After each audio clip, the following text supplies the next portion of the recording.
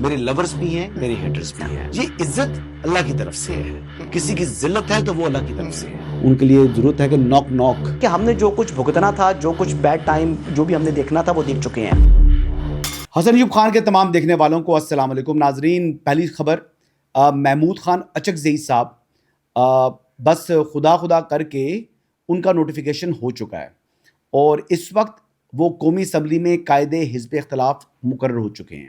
لیکن محمود خان اچکزئی کا جو نوٹیفیکیشن تھا، اس کی باقاعدہ ایک قسم کی جو ہے وہ ایک تقریب ہوئی ہے. تقریب تو نہیں ہوئی لیکن اسپیکر چیمبر کے اندر پاکستان تحریک انصاف کی لیڈرشپ گئی. انہیں اسپیکر نیشنل اسمبلی سردار ایاز صادق صاحب نے بلوایا اور بلا کر ان کے ہاتھ میں تھما دیا وہ نوٹیفیکیشن. لیکن محمود خان اچکزئی کے ہاتھ میں نہیں تھمایا. آج تو وہ کراچی میں موجود ہیں. یہ اب سچویشن ایسی تھی کہ اچھا ہی ہوا کہ سردار ایاز صادق صاحب کو یعنی فیس ٹو فیس ملاقات نہیں کرنی پڑی محمود خان اچکزئی سے. اور اگر محمود خان اچکزئی صاحب نے بھی اس بات میں یہ کہیں کہ عافیت جانی کہ انہیں سردار ایاز صادق صاحب کو فیس نہیں کرنا پڑا. وجہ یہ ہے کہ ان کے درمیان خاصے ایک دوسرے سے متعلق جو ہے وہ اختلافات موجود ہیں. ایک موقع کے اوپر محمود خان اچکزئی صاحب نے کیونکہ نوٹیفیکیشن نہیں ہو رہا تھا اور وہ یعنی ان کے دل میں جو ہے نا وہ بڑی ایک تڑپ تھی اس نوٹیفیکیشن کے لیے. وہ ذہن میں قائد حزب اختلاف بنے ہوئے تھے، لیکن اس کے بعد انہوں نے ایک دم اپنا جو رویہ ہے وہ تبدیل کر لیا، بلکہ یہاں تک کہ انہوں نے چاپلوسی تک شروع کر دی یعنی سلمان اکرم رائے صاحب کی اور دیگر لوگوں کی. اور وہ پاکستان تحریک انصاف کی آواز کے ساتھ ہم آواز ہو گئے. محمود خان اچکزئی صاحب کا رویہ اتنا تبدیل ہوا کہ یوں محسوس ہونے لگا تھا کہ وہ شاید خوشامد جو ہے انہوں نے شروع کر دی ہے. اور جس طریقے سے انہوں نے ابھی سہیل آفریدی کی کاپی کرتے ہوئے وہ پہلے لاہور گئے اور وہاں پر جا کر انہوں نے وہی کچھ کیا جو سہیل آفریدی کرنے کے لیے گئے تھے، اور اب انہی کے نقش قدم پر چلتے ہوئے پہلے وہ کراچی گئے تھے سہیل آفریدی، تو اب ان کے پیچھے پیچھے محمود خان اچکزئی صاحب بھی بظاہر عشق عمران میں مبتلا ہو چکے ہیں اور وہ بھی پہنچ گئے وہاں پر کراچی. اب سوال یہ ہے کہ محمود خان اچکزئی کا تو اپنا ایک نظریہ تھا، اپنی ایک جماعت تھی، اپنی ایک سیاست تھی، اپنا ایک طرز جو ہے وہ سیاست تھا. اس کو انہوں نے کیوں پسے پش ڈالا اور کیوں وہ تحریک انصاف کے رنگ میں ہی رنگے؟ بات بڑی سمپل ہے، واضح ہے کہ سیاست کے اندر یہ مفادات کی جنگ ہے. اور سب سے بڑا مفاد جو تھا محمود خان اچکزئی کا کہ انہوں نے تو شاید بچپن میں یہ سوچا ہو کہ میں بڑا ہو کر پاکستان کی قومی اسمبلی میں قائد حزب اختلاف بنوں گا، جو آج شرمندہ تعبیر جو ہے ہوتا دکھائی دیا. اور اس وجہ سے انہوں نے یہ چاپلوسی بھی کی، ان کے رنگ میں رنگ بھی گئے اور بالآخر جو ہے وہ محمود خان اچکزئی صاحب کا اب بطور قائد حزب اختلاف نیشنل اسمبلی ان کا یہ نوٹیفیکیشن ہو چکا ہے. لیکن یہ ایک بڑی زوردار چپیڑ ہے، ایک کہتے ہیں نا چماٹ ہے پوری کی پوری پاکستان تحریک انصاف کی قومی اسمبلی کے اندر موجود جو پارلیمانی پارٹی ہے اس کے لیے. کیونکہ تحریک انصاف میں ایک شخص بھی اس قابل نہیں تھا جو نیشنل اسمبلی میں قائد حزب اختلاف مقرر ہو سکتا.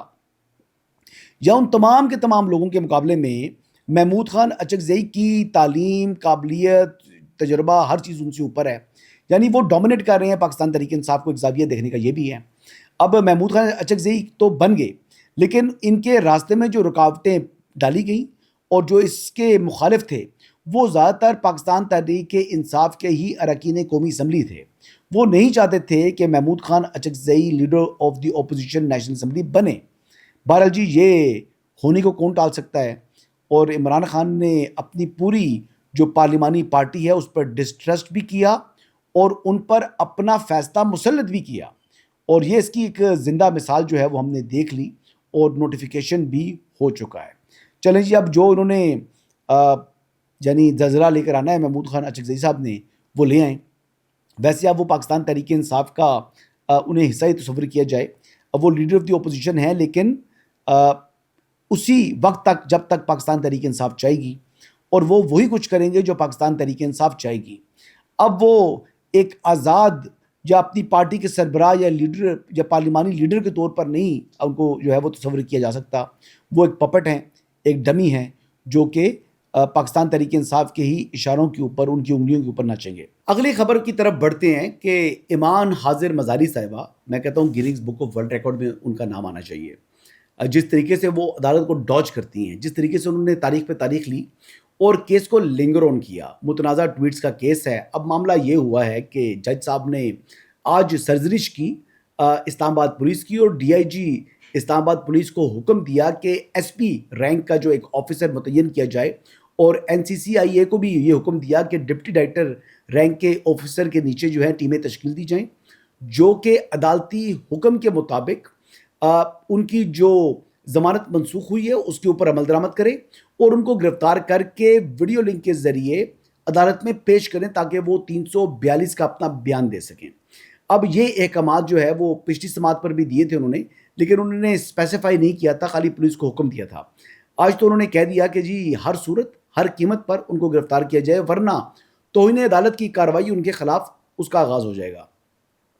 दूसरी जानिब ईमान हाजिर मज़ारी साहिबा जो हैं वो अब देखते हैं कि एक तो उन्होंने इस्लामाबाद हाई कोर्ट के अंदर जो फैसला है जो डिजिटल डिस्ट्रिक्ट एंड सेशन जज साहब का उसको चैलेंज कर दिए, और सेकंड उन्होंने अब देखना ये है कि वो क्या तर्ज अमल अपनाती हैं।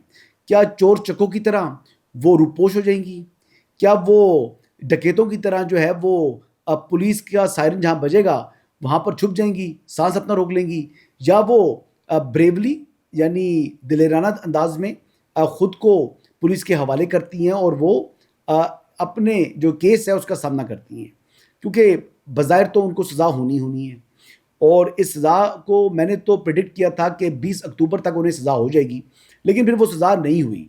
मैं गलत साबित हुआ। अक्टूबर गुजरा, नवंबर, फिर दिसंबर, अब जनवरी की तकरीबन 20 तारीख होने को है। तो इतना टाइम जो है वो मेरी तवक्कुआत के बरक्स जो है वो लंबा खींच चुकी हैं।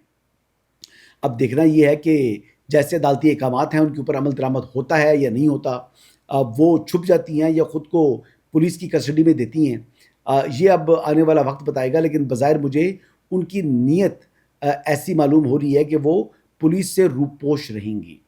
बहरहाल जी आगे बढ़ते हैं। अगली खबर ये है कि इस्लामाबाद के अंदर जो बल्दियाती इंतखाबात होने थे, वो मामला एक बार फिर हुकूमत ने सक्सेसफुली इलेक्शन को इल्तवा में डाल दिया है, और इस मरतबा जो है इस्लामाबाद को 3 हिस्सों के अंदर तकसीम कर दिया है। मुझे जो है ये जो तरीक़ाकार है इस पर शदीद इख्तलाफ है, क्योंकि जमहूरियत की जो नर्सरी है वो बल्दियाती इदारे हैं। बल्दियाती इदारे जो होते हैं ये बराह रास्त अवाम की फलाह के लिए होते हैं। पार्लियामेंटेरियंस का काम नहीं है तरक्याती काम करना। ये तरक्याती काम जो लोगों के मसाइल, जो बुनियादी मसाइल हैं, उनका हल जो है वो बल्दियाती जो नुमाइंदे होते हैं ये उन्हीं की ज़िम्मेदारी है, और इस अमल को दानिस्ता तौर के ऊपर जो है वो उससे गुरेज किया जा रहा है। मुझे याद है कि पहले भी ये बल्दियाती इंतखाबात होने वाले थे, फिर इन्हें इल्तवा का शिकार कर दिया गया, और अब फिर जो है वो बार बार ऐसा नया कानून लाया जाता है जिसके बायस जो शेड्यूल अनाउंस हुआ होता है उसको मुलतवी करना पड़ जाता है। अब इलेक्शन कमीशन की ये जो एक लिमिटेशन है कि वो कानून के मुताबिक ही इलेक्शन कराएगी ना। जब हल्का बंदियाँ तब्दील कर दें, जब आप स्ट्रक्चर तब्दील कर दें, तो फिर जब स्ट्रक्चर तब्दील हो गया है फिर उसी स्ट्रक्चर के मुताबिक इलेक्शन कमीशन को अपनी तैयारी करनी होती है। तो ये एक सिलसिला है जो कि एक नेवर एंडिंग स्टोरी लग रही है मुझे। हमेशा जब बल्दियाती इंतखाबात की बात होती है तो इन्हें जो है वो इल्तवा में डाल दिया जाता है। अब इस हवाले से जो MQM है, एक वाहिद जमात है जो इस हवाले से बड़ी वोकल है, और MQM ने सिंध से मुतल्लिक भी और बल्दियाती जो इख्तियारात हैं उनसे मुतल्लिक बार बार वो आवाज़ उठाती है, और इस हवाले से मेरे ख्याल के मुताबिक मुस्लिम लीग नवाज़ या दीगर जमातों को भी यही रवैया अपनाना चाहिए। अब अमली तौर पर जो फेडरल गवर्नमेंट है वो मुस्लिम लीग नवाज़ की है, उनका ये फ़र्ज़ बनता है कि वो अब जैसा भी कानून बना दिया है इसके मुताबिक जो इलेक्शन है वो करवाएं, और फिर इख्तियारात भी जो दिए हैं आपने थोड़े बहुते, वैसे तो ज़्यादा इख्तियारात जो है वो ब्यूरोक्रेसी ने अपने पास रखे हैं, और ये ब्यूरोक्रेसी की ही एक अफसरशाही है जो इन बल्दियाती इदारों को फ़ाल नहीं होने देती, चाहे वो पंजाब की ब्यूरोक्रेसी है, चाहे वो मरकज़ की ब्यूरोक्रेसी है, या किसी सूबे की ब्यूरोक्रेसी है।